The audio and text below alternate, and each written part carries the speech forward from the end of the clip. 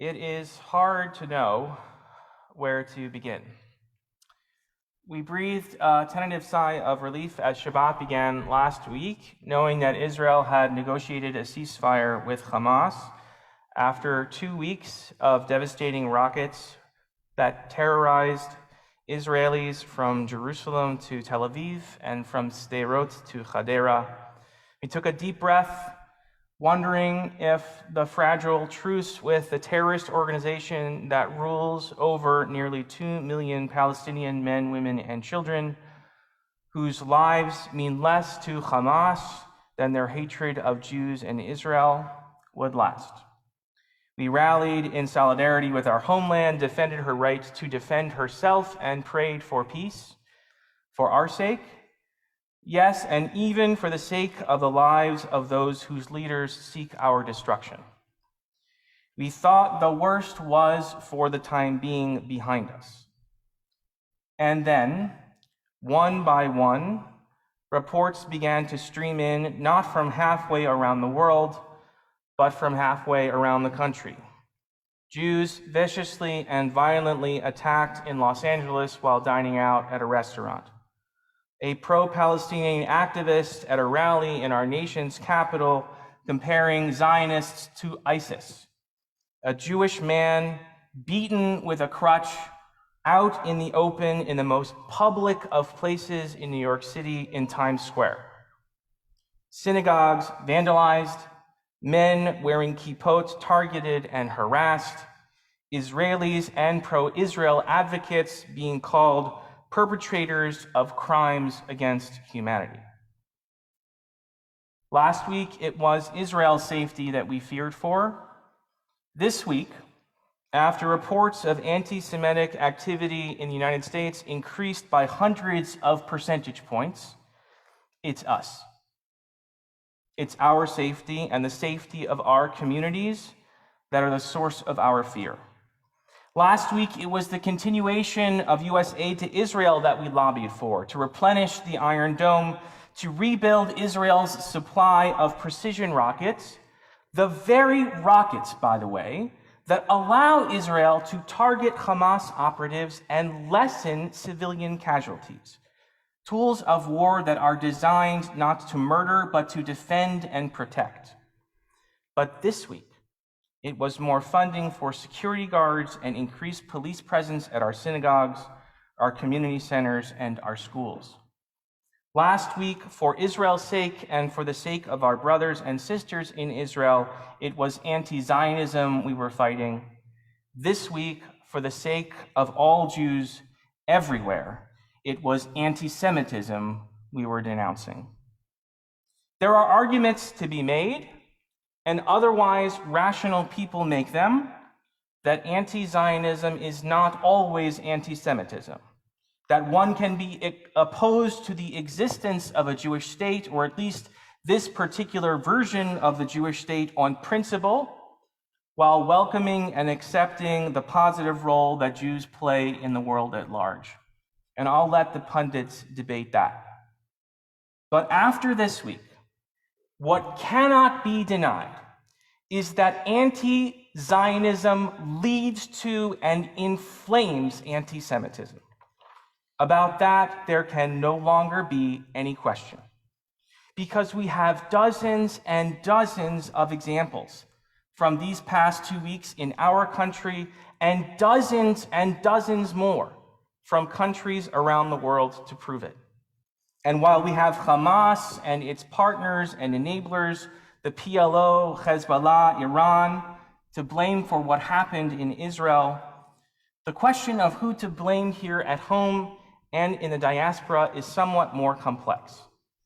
Yes, thanks to the extraordinary efforts of law enforcement, the perpetrators of these evil acts will be found, and they will be prosecuted, and they will be punished.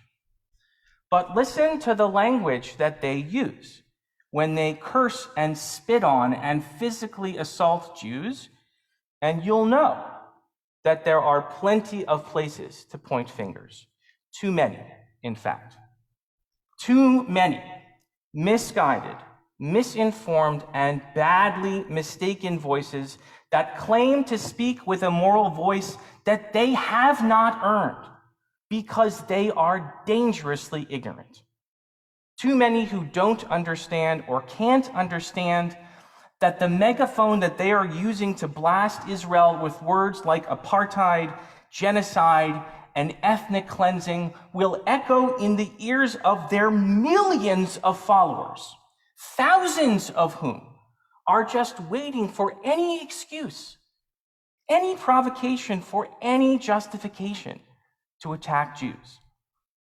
They think that their words are a call to justice. They are not. For many, many people across the globe, they are a call to arms, a call to be vicious and violent, a call to actualize the hatred within them. And thank God, as far as we know, here at home, that has not cost us any lives this week. And thank God, this week, at least, we have seen a response that should give us some hope, some assurance that for now, there are many, many more out there in this country who seek to protect us than seek to cause us harm. Many, many more, who even if they don't fully comprehend what is at stake for us in the Middle East, can understand what it is like to be targeted in your own backyard. On Thursday, I, along with I hope many of you, attended a virtual rally organized by the ADL, WZO, Hadassah, and Federation in conjunction with every major Jewish denomination to call Americans to action to fight anti-Semitism. This list of speakers was diverse and it was impressive. Rabbis, cardinals, imams, pastors, sports celebrities, politicians from across the country and across the political divide.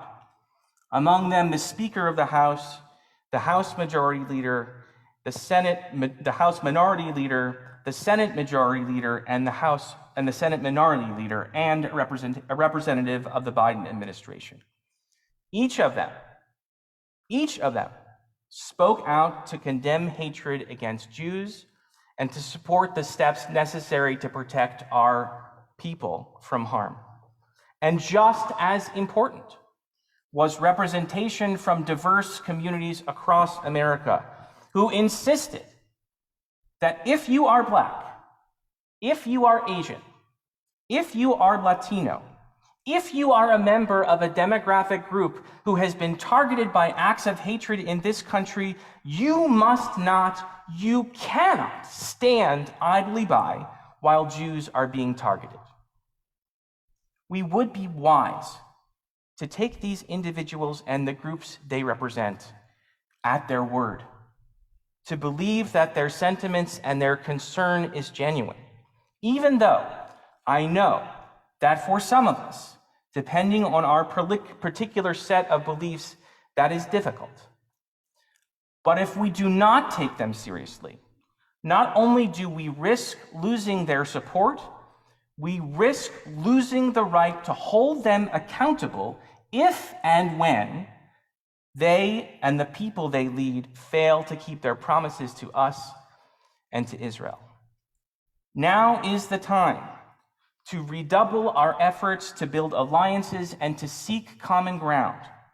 Now that we have people's attention, now that the sickening images of Jews being bullied and harassed and beaten have now been seen on every major news network and news website, we need to keep the pressure up. Now is also not the time to give in to our cynicism, our fears about the future, or the doomsday prognostications about what might happen next. Israel has shown that she can defend herself, that she can make friends out of old enemies, and that she can even withstand years of seemingly interminable political gridlock and chaos to unite as one nation when lives are at stake. We Jews here in America therefore must try and do the same. For Israel's sake, and for our sake. And finally, we must regain the upper hand and the moral high ground in our defense of Israel in the public sphere, in the halls of government, and on social media.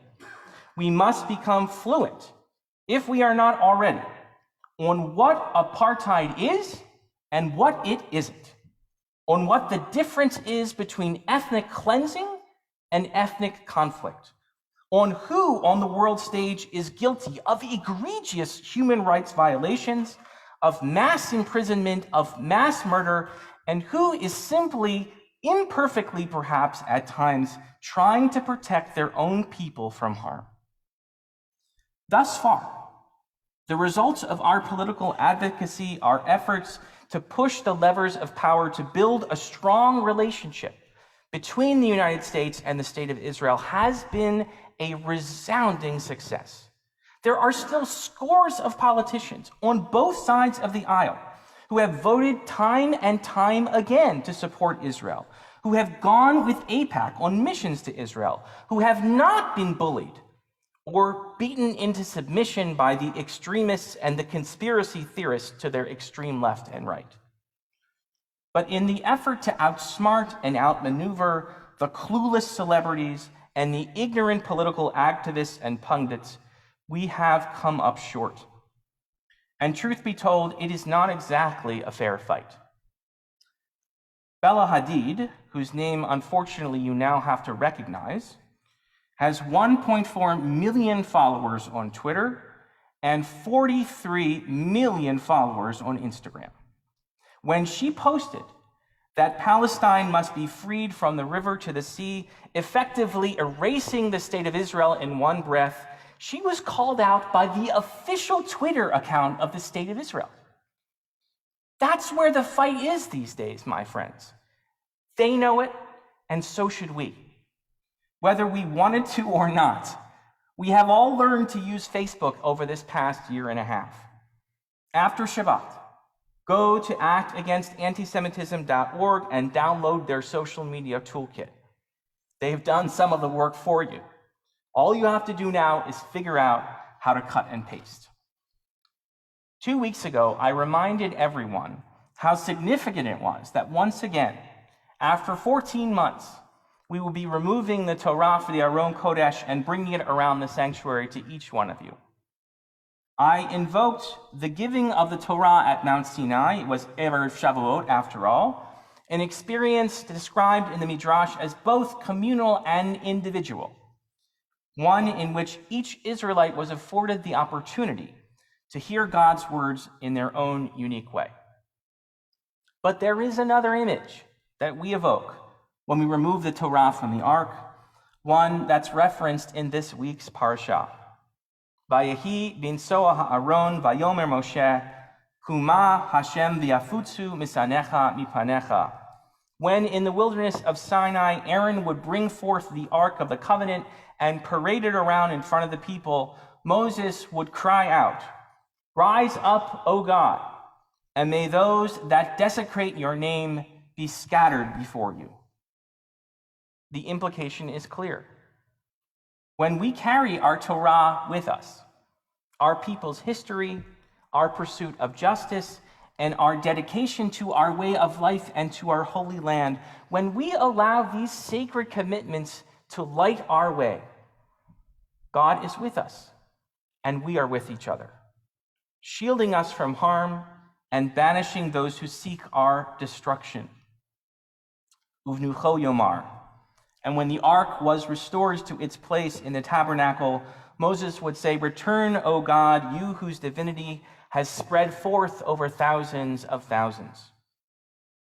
May our Ahavat Medinat Yisrael and Ahavat Am Yisrael, our love for the land of Israel and for the people of Israel everywhere, inspire us to spread our message of peace and justice and righteousness to the thousands upon thousands whose minds and hearts have yet to be won.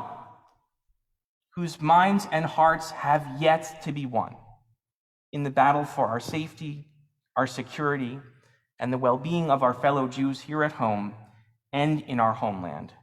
speedily in our day. And let us all say, Amen. Baruch Tiyah.